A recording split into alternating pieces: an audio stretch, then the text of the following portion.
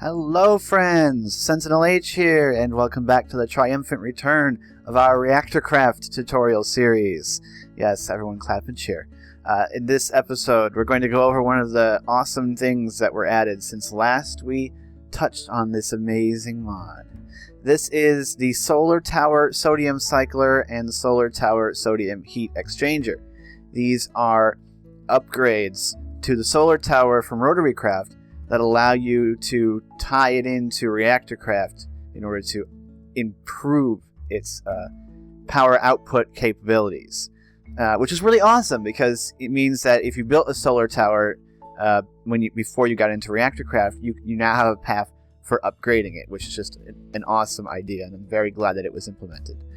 So let's take a look. These are the only two blocks you're going to need. In fact, you don't even need this one. We're going to go over, there's two setups you can use with this, and we're going to go over both of them in this episode. For either one, you're going to need this thing, the Solar Tower Sodium Cycler. It is the main heart of this, and it's what upgrades your solar tower. And is crafted, quite simply, with a condenser, 2 base panels, 2 HSLA steel ingots, 2 sintered tungsten ingots, and 2 of what I'm going to call CIA alloy. That special alloy from ReactorCraft of cadmium, indium, and silver. So you need to get far enough in ReactorCraft to get, tungsten. You need to get into ReactorCraft and get the CIA alloy. And then you can get the cycler. Now you're going to need 2 of these. These are separate blocks, and when you place them on top of each other, they connect to look like this. It's pretty freaky. It's a pretty funky looking thing. I gotta say, it's pretty interesting looking. I like it. Very, very eye catching. Once you have that, you can go ahead and craft one of the setups. We're going to take a look at how to craft the heat exchanger, and then we're going to go take a look at the setups. Then you can decide, in your setup, which one you want to go with. The heat exchanger is an optional block which can be added to your solar tower along with the cycler, and it's crafted using a heat exchanger. I know, surprise. 2 base panels, 2 liquid pipes, and 4 steel ingots. HSLA, of course. Now let's take a look at the 2 possible setups. I have them both set up. I've got this set up over here, and you can see that there's a turbine over there. And then over here, we have to get close enough so the top of the tower will render. This one doesn't have a turbine or anything, and this is the simpler of the 2 to build. So before we take a look at that, we'll build one of our own, a simple one. I'll show you just the basics of how to set this up. So if you know how to set up a solar tower, it's pretty simple. The power comes out the bottom of the tower, so you need a bevel gear, and we'll put a dynamometer on it just so we can see the power output. And then we just build up our solar tower, blah-de-blah-de-doo-de-doo, doesn't matter how tall we make it. Now, if we put mirrors around it, we'll be able to get some power out of it. Of course, you need to put water into this solar tower by default in order to get power. However, with our Solar Tower Sodium Cycler, you can probably figure out what we need to put in it with this thing on there. It's sodium. Molten sodium, which you can produce in an electrolyzer. You produce it in ReactorCraft for use in breeder reactors. By attaching this to the top, and then attaching a source of sodium, in this case, I'll just pop a reservoir on here. We'll be able to use the molten sodium to directly produce power at the bottom of our solar tower. So, switching from water-based solar power to sodium-based solar power is very, very simple.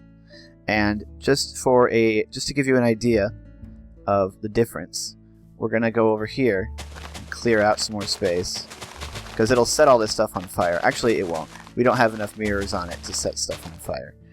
But that's one of the things you got to remember when using solar towers, is that you can very easily set things on fire. We have 1, 2, 3, 4, 5, 6 on this particular tower. 1, 2, 3, 4, 5, 6, and we've only got 3 mirrors. Now, if we were running this on water,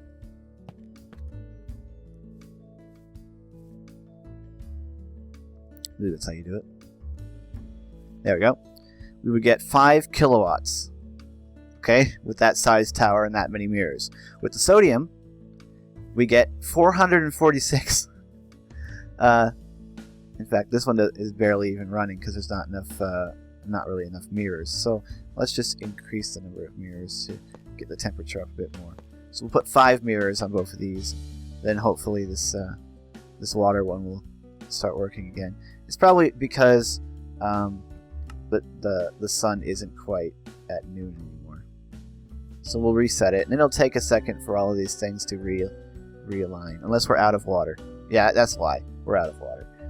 So let me just grab the magic wand. I forgot, it uses up water very quickly. And we'll just make this infinite water. So now, let's see, with 5 mirrors, we've got 23 kilowatts out of the water one, and we've got 815 kilowatts out of the sodium one. As you can see, there's a big improvement, a big difference. An increase in torque and an increase in speed. Okay? So sodium is just straight up, without a doubt, in every way better than running a solar tower on water.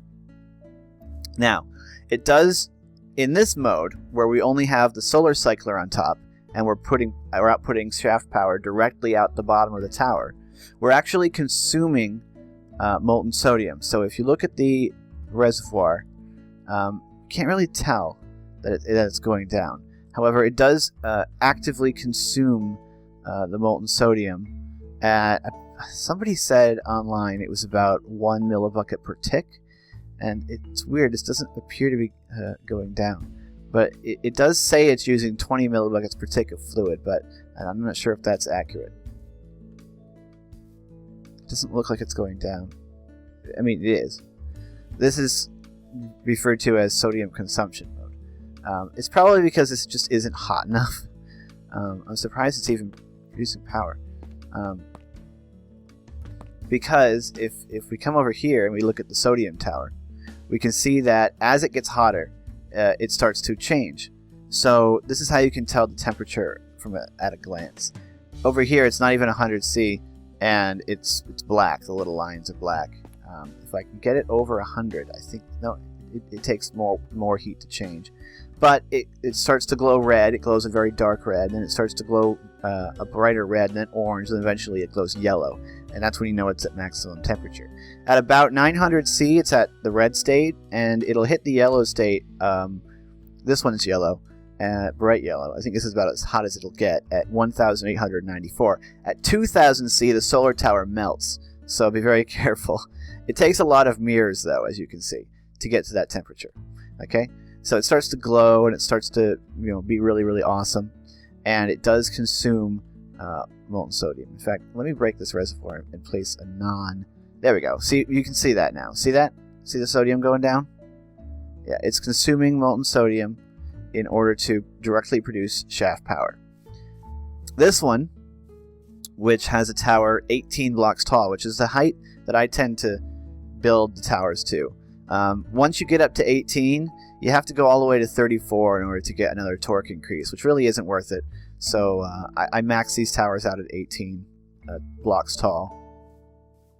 We're getting 268 megawatts of power at 65,536 kilonewton meters of torque and 4 kiloradians. This is the speed at which this particular thing runs. Now, this amount of torque is the same as a gas turbine. We do have quite a few mirrors. Okay. It is 1, 2, 3, 4, 5, 6 concentric circles. Of course, with minus 1 mirror over here, since we had to run the sodium in somehow. So we have 6 concentric circles of mirrors, quite a few mirrors. Basically, you just want to add mirrors until you get to the temperature that you want. This one's only at 904 C.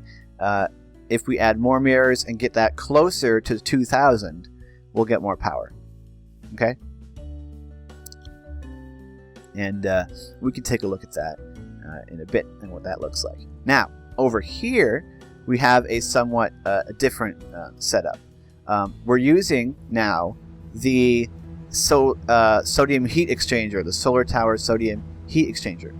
By placing that at the bottom of the solar tower, it converts it from producing power directly to instead producing hot molten sodium. Okay, the same way that a breeder reactor uses hot molten sodium, the same way that a high temperature gas reactor uses the hot CO2.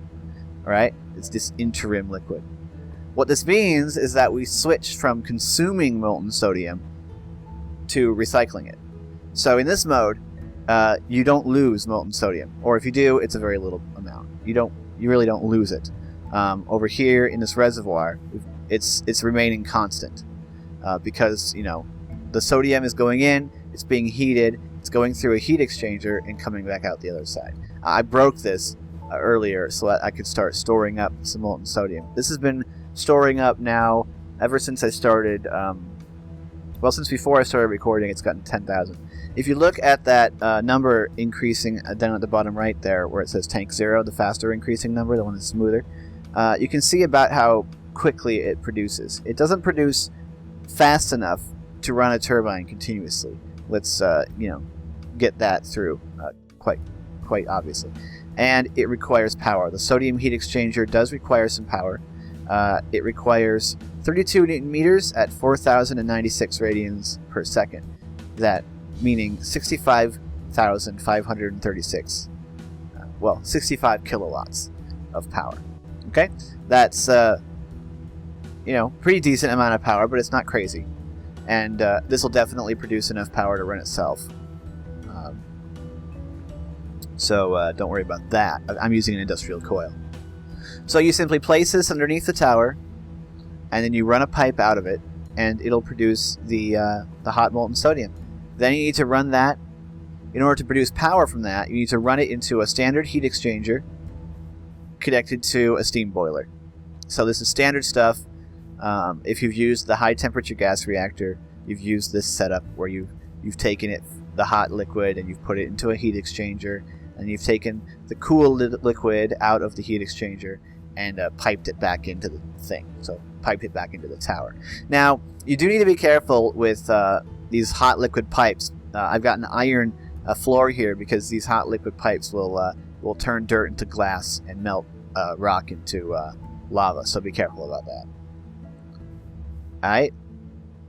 Now, I've got a turbine over here, and what we're going to do is, because you can run this turbine continuously when you've stored up some hot sodium with one boiler. I'm running this boiler on ammonia. I've discovered that it's better to use ammonia for this than water. It produces more power. I mean, you already knew that, but I think it's another upgrade that you can make, because this boiler will never get hot enough to explode. Okay. So we can run a turbine continuously if we store up our hot molten sodium, and there's also a whole bunch of steam stored in this steam line. I'll need to break the steam line to fix that. Okay. There was about 600 in there, and now there's it's going up, but it's far less. So, if you're able to store up the hot molten sodium, let's say during the day, and you can see how quickly this is being used up. We used to have 10,000, and we already are down to 2,000, and it's going down. So, as you can see, it doesn't produce fast enough to run it continuously. You need multiple towers, and by then I don't think it'd be worth it anymore. You might as well run a reactor. However, it will store up during the day, so if you wanted to, one of the ways that you could use this is during the day you could store up hot molten sodium, and then at night you could flick it on and use that to run a turbine, to produce about 2 gigawatts of power if you're using ammonia throughout the night. Now, the other way that you can run this, which is not as efficient, obviously, let's just replace that with an empty reservoir. It's going up. At some point, this steam here will run out. In fact, I think the steam grate might have an internal storage buffer, so let's do that. I'm not sure.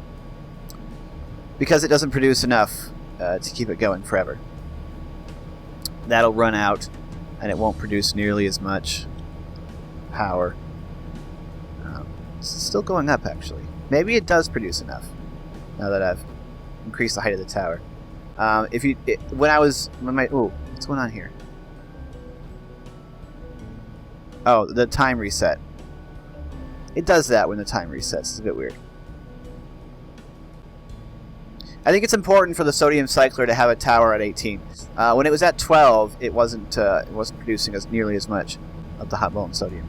Now it's going down. Okay, so whatever backlog there was has now been used up, and now the amount of hot molten sodium is actually going down.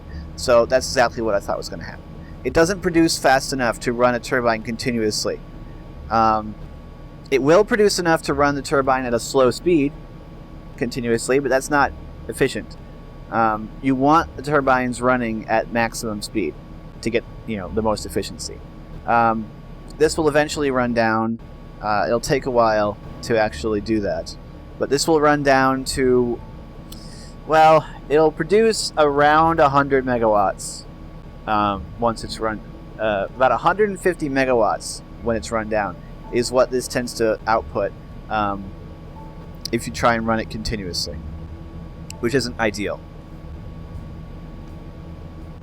because there won't be enough hot molten sodium. It'll take too long for the heat exchanger to fill up with hot molten sodium between exchanges, which will cause the steam boiler to drop to about 98 degrees and stop producing steam.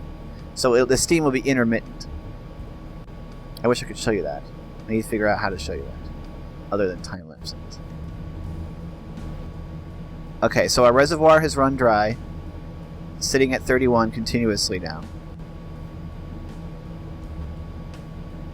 And our heat exchanger's internal tank, let's just break the heat exchanger and replace it so it has nothing in its internal tank.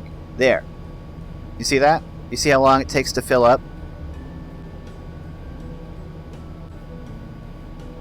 You see our steam boiler? It's dropping below 100 because it's taking the heat exchanger too long to fill up with hot molten sodium. If I now break the steam line and replace it so there's no steam in it, we should start to get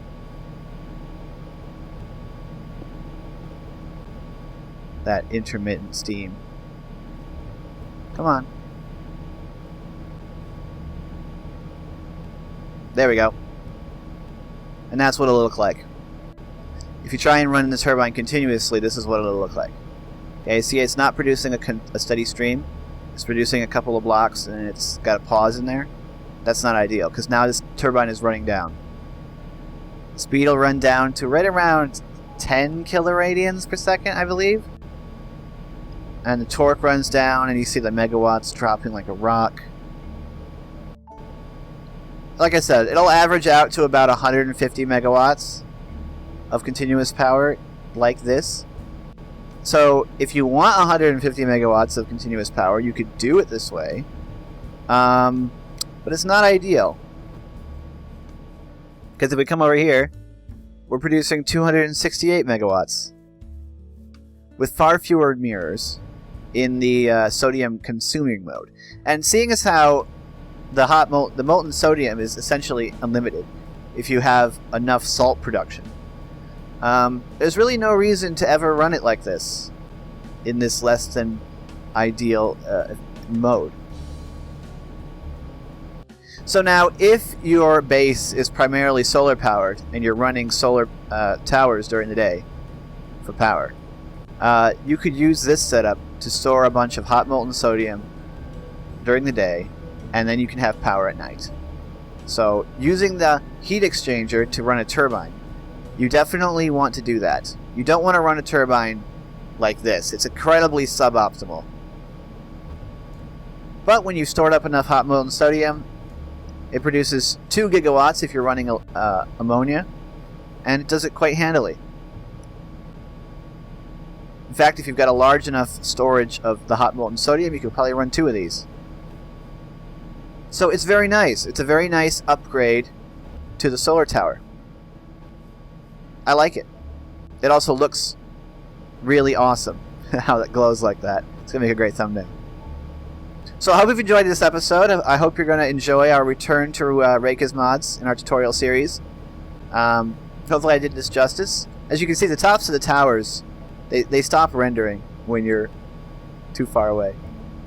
But yeah, that's it. That's the sodium tower heat cycler. I mean, the solar tower sodium cycler and the solar tower sodium heat exchanger. Those are very long names. So yeah, I'm psyched to be back in ReactorCraft and stuff, and I can't wait to actually build this in like a survival world. It'll be fun. So yeah, that's it. So stay tuned for future episodes. Give me suggestions in the comments for things you want to see. There's a lot of things that have been updated and changed. I gotta kind of sort through the patch notes and figure out what I need to talk about. So if you know something that's been changed since the last episode, totally let me know in the comments. I will give you a shout out at the beginning of that episode as we go over it. So remember, we got a Discord. The link's in the description. Join the Discord server. It'll be fun hanging out and chatting. We can chat about this. Follow me on Twitter for updates about when I stream. I'm going to start streaming again. Things have just been a little hectic. I got a wedding to go to on Saturday. So if there's no video on Saturday, it's because of the wedding. I'm going to try and get one up then. So anyway, with all that said, I'm SentinalH, and I'm signing out.